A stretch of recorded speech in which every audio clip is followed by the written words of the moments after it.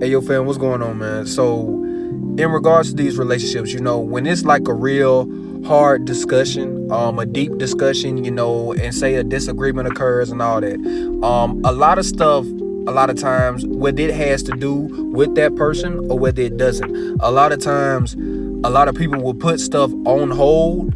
And the problem is a lot of these discussions, whether it has to do with you or whether it has to do with another situation or something that's going on with you internally.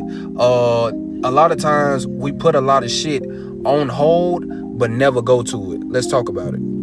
Like, I know for me, if tensions are high and all things of that nature, it's okay to put a lot of stuff on hold. Ain't nothing wrong with that. But however, we need to put a deadline on, okay, when is this hold going to end? Like, you'll see a lot of people even, okay, let's take a break or something. But however, we don't know the deadline on, okay, when is this break going to end and when are we going to come back to this? You know what I'm saying? So however, we at a standstill and we never come back to this. And however, just because we don't come back to it don't mean it's still lingering up in the air, until we come and we decide to have a sit down and talk about it and get through it or do something. This shit will still be unsolved for real.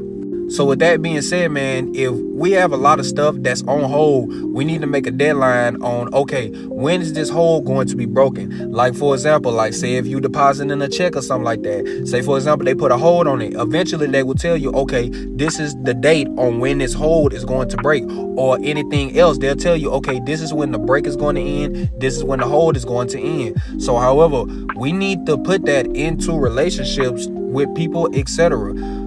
We need to, if we put a hold on stuff, we need to put a deadline and say, okay, hey, I understand, but at the same time, we need to come back to this. I know, take your time, do what you got to do, but eventually this hold got to break and we got to come back to this to keep this relationship going strong. I love y'all, man.